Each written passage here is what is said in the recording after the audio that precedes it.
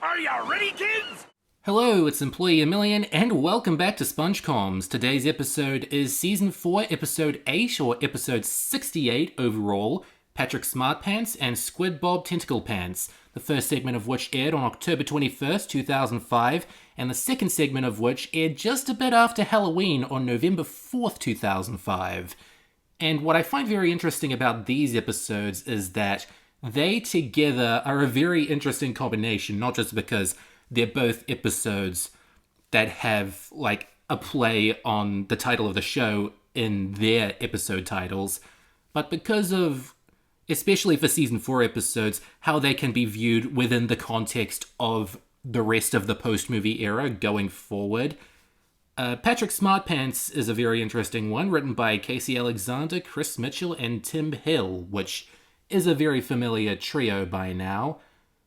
And it's just a simple, high-concept, what if Patrick became smart? But it honestly isn't like Patrick becomes Einstein or anything. It's more like, what if Patrick becomes like this snobbish jerk who, like, isn't able to maintain friendships?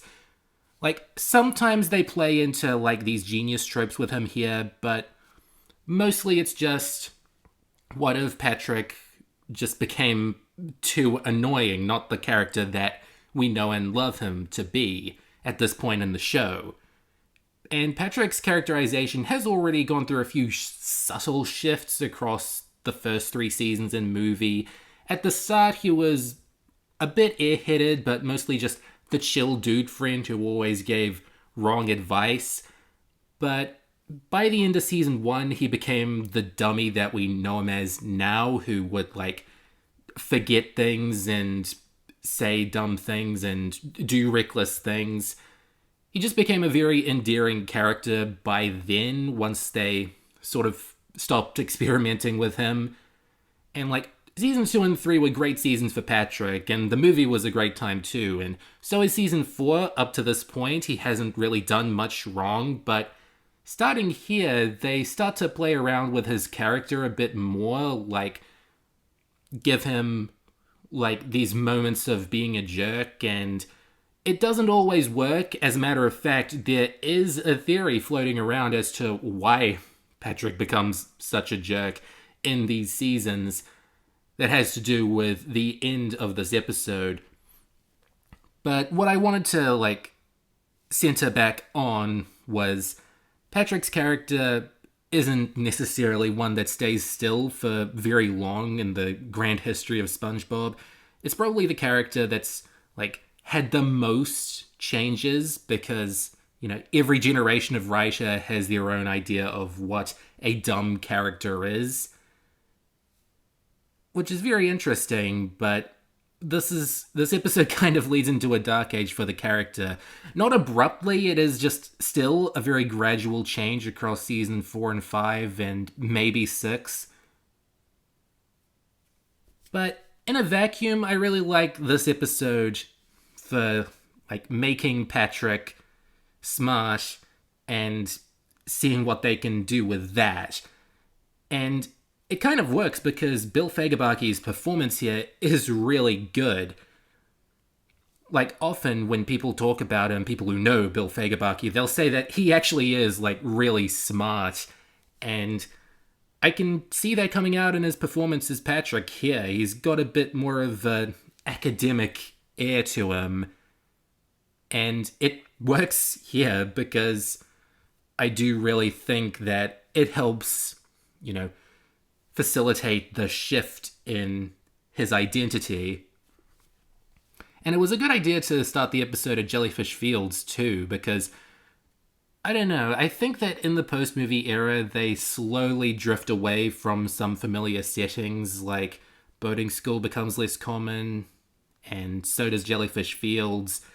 It slowly becomes more of a workplace comedy where everything has to revolve around the Krusty Krab most of the time. So it is, you know, fitting for a SpongeBob and Patrick episode that they're doing one of their hobbies and then this big thing happens. And I really like how deceptive they are about the start of the inciting incident, where, you know, you think that, you know, it's Patrick's normal brain, but it's just plugged in properly for once. But then, like, the twist at the end kind of hits you like a curveball. Oh, that wasn't his head. It's brain coral. Again, not the weirdest ending the show has ever done. I do think that, like, I had an accident is like the crescendo, the absolute peak of how maddening a SpongeBob ending can be. And this isn't up there. And I do really like SpongeBob's characterization here. It isn't perfect. He gets very giggly, but that is to show the contrast between Patrick's new SmartPants persona and, the extreme of what we know of SpongeBob. But they do some classic stuff with him, like have him shapeshift into a little hermit crab. They have him play his flute nose, like in the intro, which you don't see him do on the show very often. Once in a blue moon, and this is that blue moon. Can't you see it's a blue moon because Patrick's smart? I don't know where I went with that joke.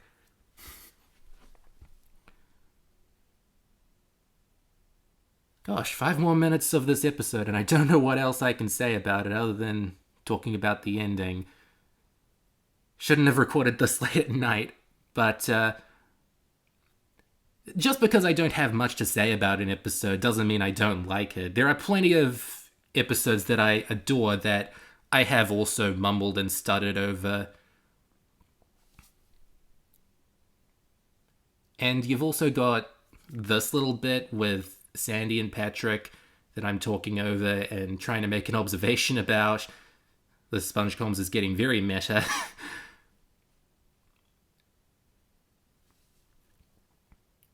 I mean, that is decent storytelling, showing that it's not just SpongeBob who misses the old Patrick, but also Squidward has some problems with him, Sandy has some problems with him. Patrick just flat out calls Sandy impaired in this episode, and it's probably gonna haunt him on social media someday.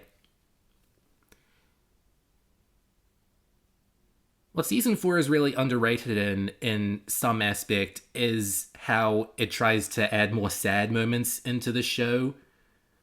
Like, you had a lot of that in the early seasons too, but you've got these big, like, sob story moments, like in Have You Seen the Snail and Chimps Ahoy and New Leaf. And I think this is one of the more successful ones because it's only for about a minute and you see these old, picture photo albums. Remember when people had physical photo albums and just instead of just an app on their phone? And it really does show that, there's still a bit of the old Patrick in there who wants to go back to being silly and carefree. I do want to stress that I don't really like to see this episode as a smart versus stupid kind of thing because, again, Patrick really isn't that smart if it takes him this long to figure out the original hypothesis, what to do at the start, or just work your way back to when did it go wrong. And SpongeBob just says that immediately. Patrick honestly is not that intelligent if it took him this long to even think about going back to Jellyfish Fields.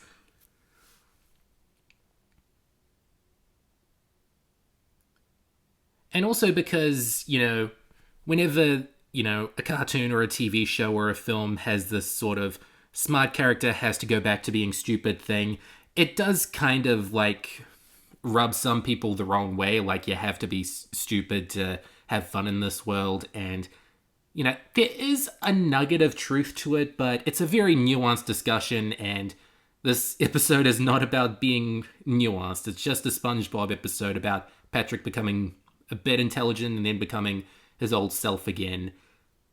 But does he? Because this is something that I've always noticed about this episode, and others have sort of theorized with it as well over time, is that they got the wrong brain coral from that, brain coral field. And that's what's made Patrick just a little bit, like, more callous and ignorant for a little while after this. Maybe it explains every characterization shift. Maybe this just happens to them every decade or so.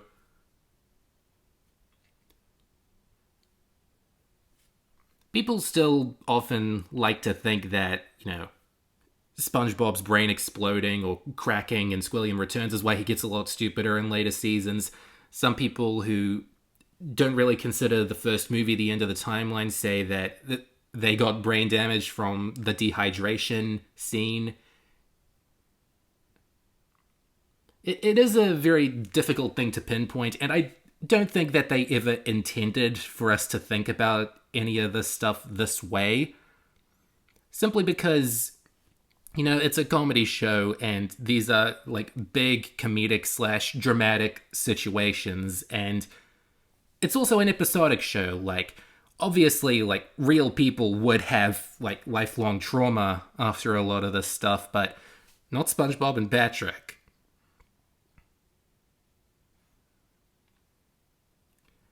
And it is a very sweet episode in some ways because, it starts off happy, then it gets sad, then it gets happy again. It is, nice to see an episode all about people prefer Patrick the way he is, and so does SpongeBob, and so should the audience.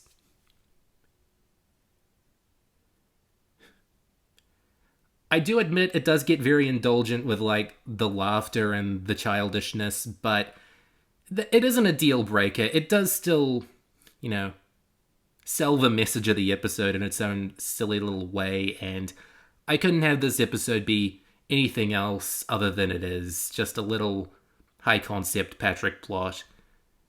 And one of the sweeter episodes of Season 4, which is a good thing.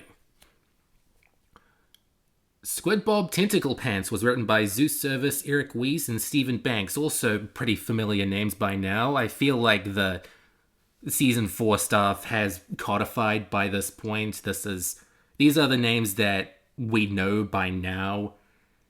And it's weird because it sort of feels like as Season 4 goes on, they get a little less reliable with this world. And SquidBob TentaclePants really is a turning point for the show in a sense. The annoying thing is, I want to like this episode. This is almost a good episode because it gets a lot right about the dynamic between SpongeBob and Squidward. It's not perfect, but, I like the idea that they go about it. They just throw them into this sci-fi parody and see what they can wring out of that. It's an homage to this horror story from the 50s called The Fly, which is about a guy in a, transportation tube. He gets mixed up and comes out with his body and the fly's body sort of, mixed up. Their DNA's got mixed up, so now the man is the fly and the fly is the man. Bada bing, bada boom. You've seen parodies of it hundreds of times. This episode's take on this sort of, transportation failure, body horror, is a bit different because it's just molding the two beings together instead of, making it so SpongeBob and Squidward, switch bodies or something.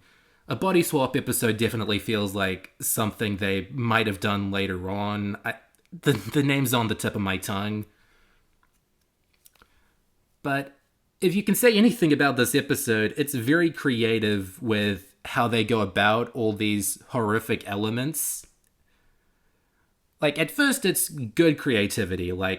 They want to sell you with, the horror music on the title card and these weird, grotesque transformations that SpongeBob and Squidward go through, that this is a horror episode. This is a horrifying thing within the context of a show for 7-year-olds. But SpongeBob can be enjoyed by adults as well. In fact, it often is enjoyed a bit more by adults, even in eras like this. There is some indulgent gross out in the middle here. As a matter of fact, this episode is quite short. It's only 10 minutes and 30 seconds, whereas most full-length episodes up to this point have either been 11 minutes or a bit over 11 minutes, 11 and 15 seconds or 11 and a half seconds. Unless it's an episode that had to get censored due to violent content, which ironically happened a lot less in this era.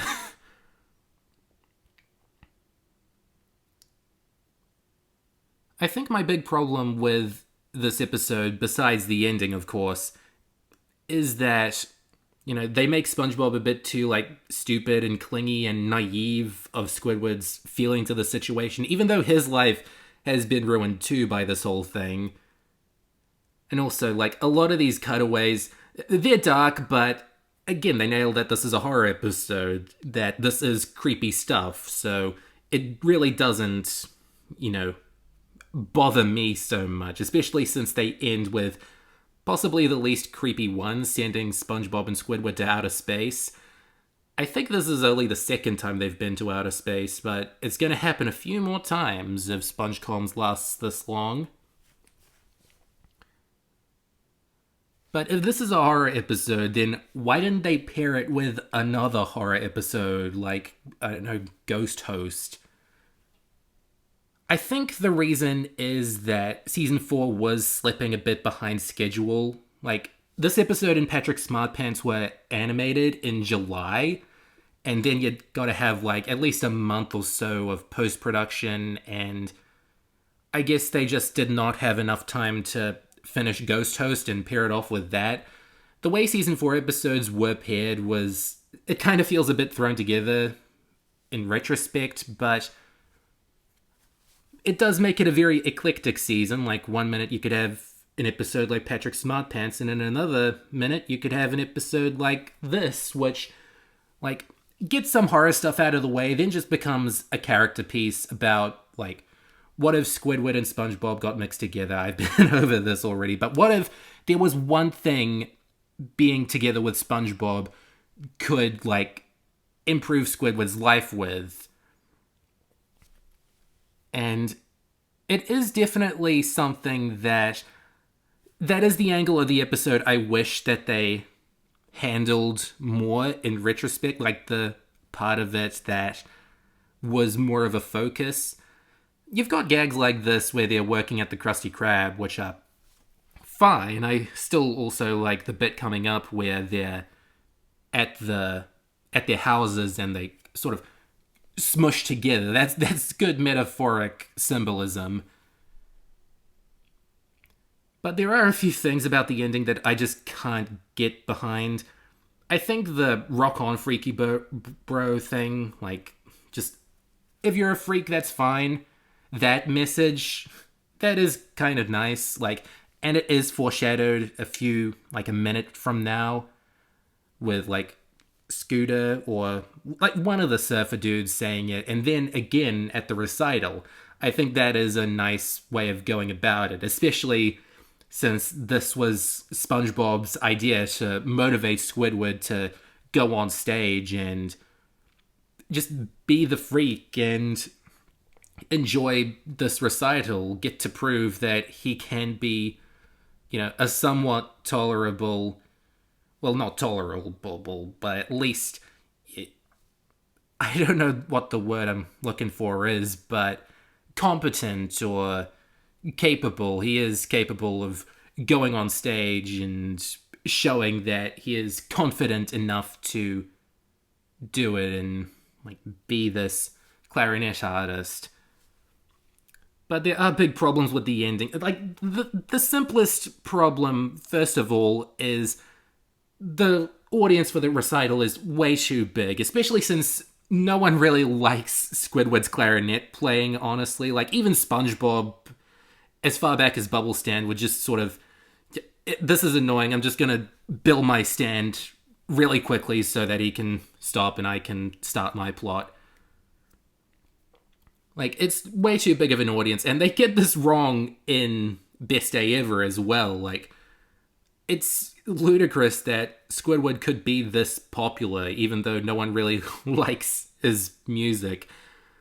I'm sure with, the extra 30 seconds that could have been cut for some reason or another, that they could have,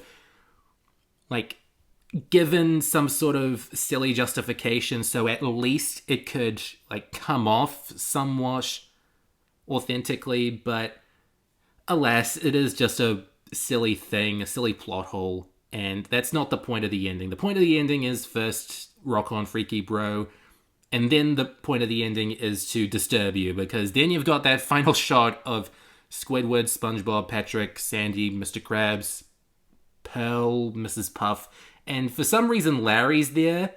Like, they just whip out his... He doesn't even move a muscle. It's just Larry is just there for some reason. He doesn't move, he doesn't say anything. He's just there because he's a main character. And he doesn't even really appear in the big blob that they all turn into at the end in the therapy room. Boy, what a sight to see in a therapy session. Like, imagine if you just went to your therapist one day and there was just that giant grey blob of SpongeBob faces. That's a funny idea, but not in, like, the graphic, grotesque way that they do it. It's just a very dumb way to, like, just invalidate the freaky message earlier. And, like, it's not the sort of image that you want to end your kids' comedy show on. And it really does start a trend of not just, like, random gross out, but just super grotesque gross out for no good reason. Like the sort of stuff that you'd see on Ren and Stimpy or Invader Zim, which, you know, it's tolerable in those shows because they're built on that sort of thing. But SpongeBob, it's only good once in a while. But then you've got this big era of the show where most of the show just does this randomly for no good reason. It may end episodes on it. It may be the whole point of episodes.